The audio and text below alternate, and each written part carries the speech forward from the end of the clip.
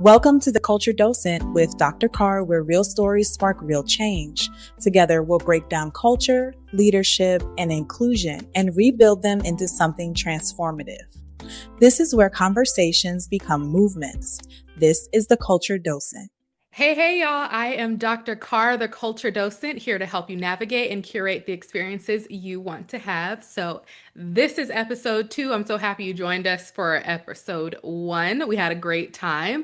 I hope you really enjoyed it. Now, we're going to be talking about career pivots in the age of GPT. So, today's focus is all about the evolution of career transitions with a special look at how Gen AI, so generative AI, right, is shaping the way we work and the choices we make. So this conversation is extremely important. It's so good. It's so packed with insight. It's so packed with insight that we had to divide it into 2 parts, so that make sure that you're getting all the information that you need without taking up your entire day, right? So you're going to hear part 1 of this discussion with Erica Shoemate, who is an AI and tech policy strategist and AI 2030 fellow. So I promise you the second half is just going to be just as powerful. So make sure that you tune back in for part 2. Before we dive in, I want you to make sure that you head over to KMOB1003.com and check out the KMOB 1003 store where we've curated some of our favorite picks for you. So trust me, those are some things that you don't want to miss out on. All right, Erica, tell us a little about yourself.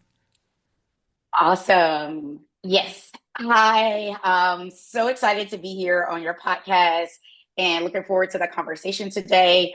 Again, my name is Erica Shoemate. I am, as you mentioned, a global policy strategist and AI 2030 Global Policy Fellow as well at the AI 2030 Institute. And I'm also a newly named founding member and policy co-chair of the Maternal and Infant Health Equity Coalition here in the DMV, hosted by the March of Dimes, where I also serve as a maternal health ambassador. And one of the biggest things, like thinking about my intro, is I bring a systems approach to everything that I do, with a background that includes in national security and intelligence, and also major tech companies focus on the tech and emerging tech policy space. And also I work as a career pivot strategist, which is one of the things we're going to talk about today, and helping women, especially Black women, build careers that are rooted in purpose, protection, and power. And whether I'm building ethical AI frameworks or mentoring someone through a major career shift, my goal is simple: don't panic, pivot. And the future is something we aren't waiting for, and it's something we're actually shaping, and it's happening in real time. So that's a little bit about me. Yes, I love that. Don't panic, pivot. I will be saying that as my mantra. All right, so we're going to jump into it. In the interest of transparency, if you watched last week's episode, you'll know how important that is for me and for us to maintain relationships. But it was a little bit of a challenge for me when preparing for this episode. So for, all of y'all's awareness, Erica already knows because she was actually present at my defense. But for my dissertation, I used an interpretive phenomenological approach to understand algorithmic bias in HR practices. So specifically hiring and performance management and its impact on the career trajectory of Black professionals. So, a lot of words to say that basically I was looking at, mid-career Black professionals. It was really important to look at that kind of space, partly because that was the space that, I was in at the time. But also, there's just something special about that mid-career space that's different than if you are an established executive, or if you are more junior and coming into the workforce. So you're very different when you're in that mid-career. But had the talking to Black professionals that willingly used AI or consented to, having their info collected by an organization who uses AI in some aspect of the HR process. So, if you're applying to a job, click in that little box that say, yes, you can, use my info in your AI process. And all of this was done from an inclusive leadership framework, inclusive leadership lens. That is also an expertise of mine. And one thing that we will always talk about on this show is inclusive leadership, right? So Yes. It was just very, I had a really interesting findings, some great insights. And it was just I just harken back to that, not just to demonstrate like I have some awareness of, this topic, but also because I had to check my biases, right? I had to check my biases when I did that. I had to check my biases now, where it's like, I'm not actually a proponent of AI use, right? Like personally, right? I don't, everybody Yeah, can do yeah, what they yeah. want to do, but me, right? So, Right. and in order to have, these types of conversations, you have to check that out, right? And just say like, okay, this is how I feel, but I really am, I'm a lifelong learner.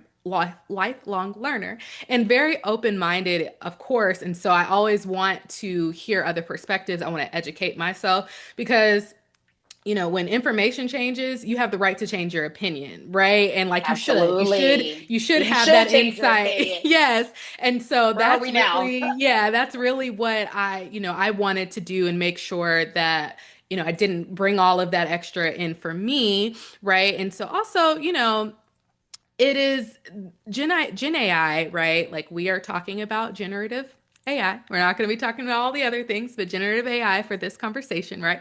If you want to talk about those things, me and Erica could chat with you later, Right. but we're going to be talking about Gen AI for this conversation. But, it's in conversations, daily conversations at work, on Hmm. socials, in our personal lives, right? Like, so I wanted to make sure that I came to this convo with an open heart and an open mind. And of course, invite not only a friend, but an expert, right? Someone that I've known almost 10 years. Yeah, So we can talk about this candidly and with care. Um, so absolutely. we are going for it. So thinking contextually, right? Current job market, insane. It is crazy. Hmm. If you haven't had to apply for a job within, I would say probably the last year, like not even just Yeah, 9 months, like last year, yeah. you need to count yourself highly blessed and well, blessed and highly favored, right? So Favorite, yes. also just go ahead and update your resume. Do it now. You ready? Stay ready, so you ain't got to get ready. Okay, just do it. So you Because have it's back. that. Yeah. But it's also just important to understand that landscape, just so you can check in with loved ones, check in with your colleagues, right? Mhm. Understand what's going on. Check out the news because if you've been wondering like about layoffs, if you've been wondering about Yeah. where all of your Black female colleagues have gone, let me tell you that as of July, right? We're now in September, but as of Right. July, there were more than 300,000 Black women that have left the job market, right? Hmm. So, and unfortunately, I know probably about 10 personally that have, been affected by this current job market. I actually just found out about another friend yesterday. So it's Mm. very timely conversation. The US Bureau of Labor Statistics shows that the unemployment rate of 4.2% rose to 6.3%. That's just for Black women, right? That's the Yes. highest it's been since October of 2021. And we're not really seeing this like slow down for any Black employees. And then No. additional context, right? It's like, the great resignation occurred in the earlier days of the pandemic.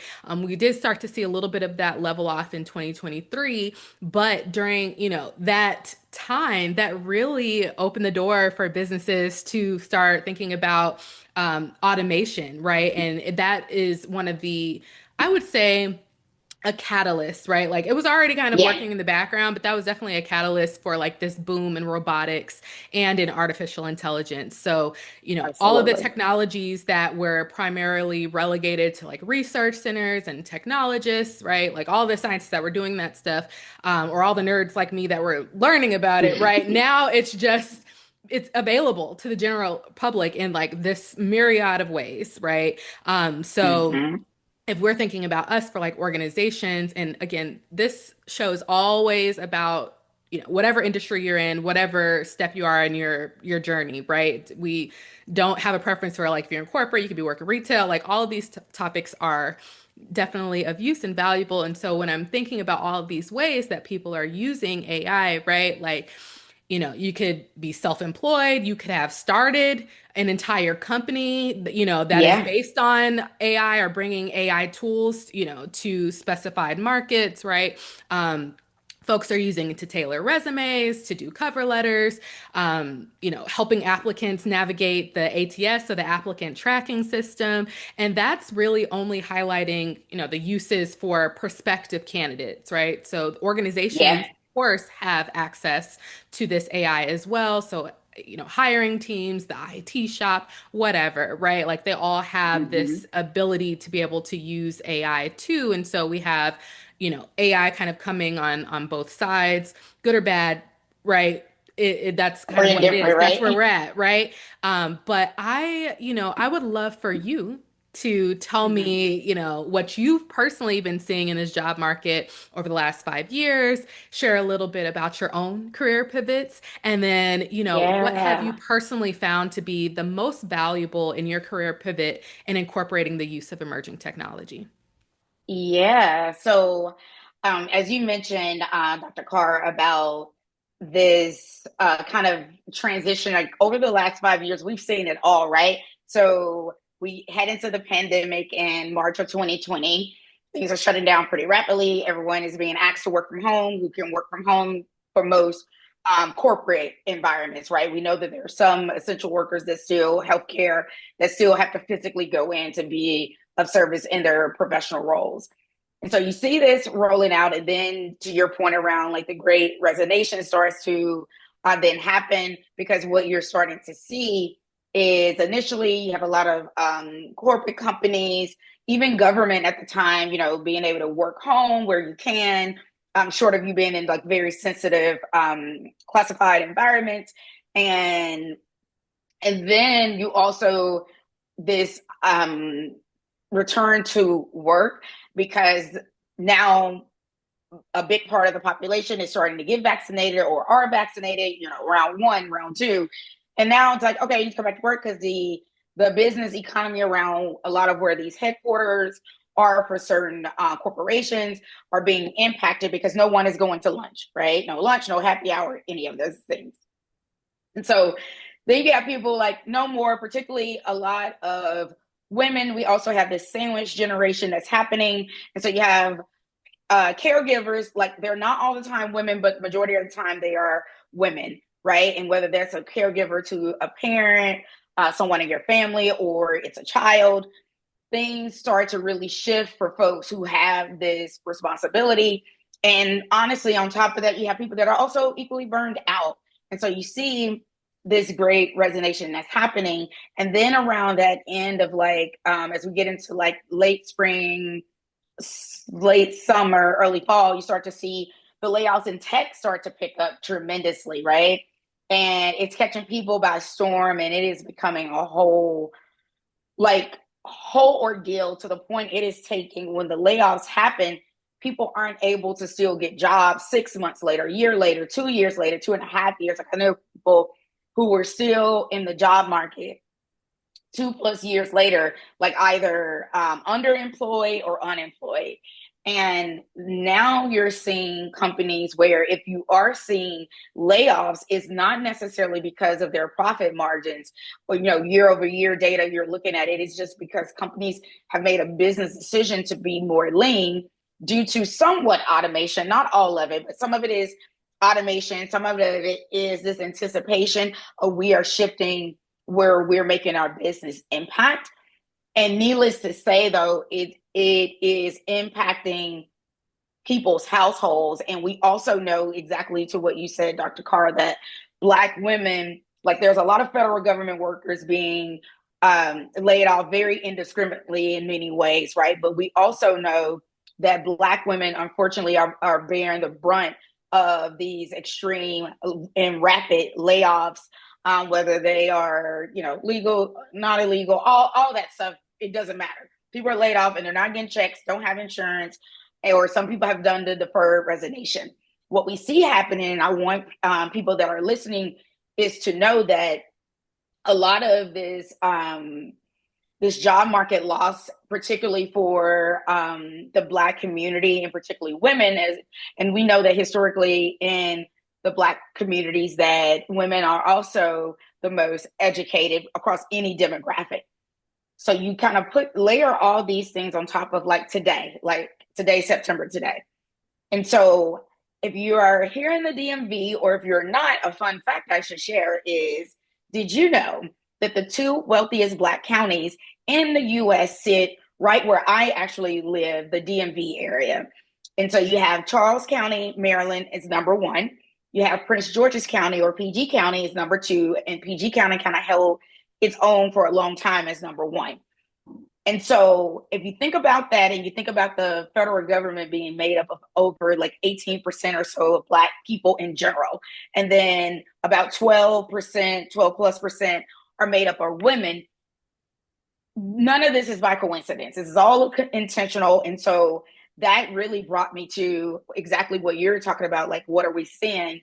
The framework around Don't Panic, Pivot is because it really paralyzed a lot of our community, to go from having your, what we're, always told, why would you leave your good government job? And Dr. Carr, you and I both coming from the government. Like, I left 5 years ago and pivoted to big tech, and now pivoting into my own boutique consulting and strategy firm as well. And so think about all of those things that are happening. You have many people now that don't have a job, hard to get a job. The market is not easy. And you talk about what we're seeing. And I bring it to the point about generative AI. All hope is not lost, though. One thing that I talk about as we are coming up now, like, that was then 5 years ago versus where we are now, and now the fall of 2025, is we have to start thinking differently. And I believe that generative AI, from a career positioning perspective, it really levels the playing field for a lot of people who may not have the ability to get them a career coach, who may not have the ability to get a resume that's $500 to be redone.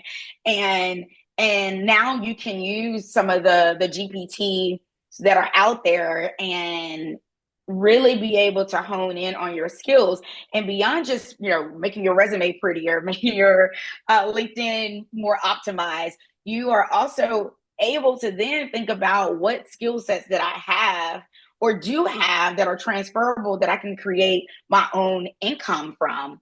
And that is where you can actually leverage GPT to have that conversation, create a strategy around my own transferable skills and who needs those skills. Where is there a market gap? You can use GPT to help you. And now remember, though, the caveat is GPT makes mistakes. Yeah, you see the small underlining of that, but also remembering that just to check the facts around it. If it's giving you stats, data, just making sure that the sources are accurate that you may be getting.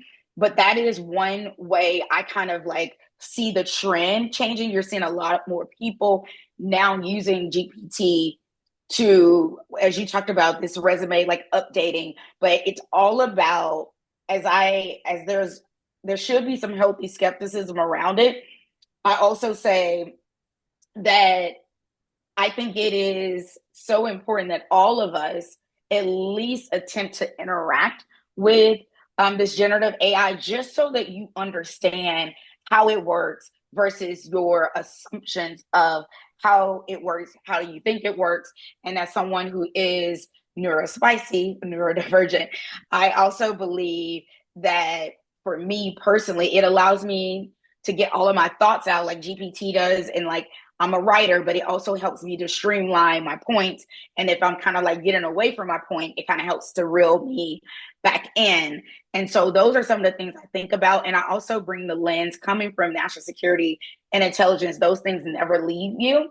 I'm also always thinking about operational security, where I put my information, my personal identifiable information, making sure not to put those things, as you were thinking about, from where I was to where I am now. And that experience can be very vast. And so that is really, I know it's a very long-winded answer, but that is really some of the things that I have seen the trend over the last 5 years and taken into the GPT world. Also ways that we can now pivot in 2025 as a collective using GPT.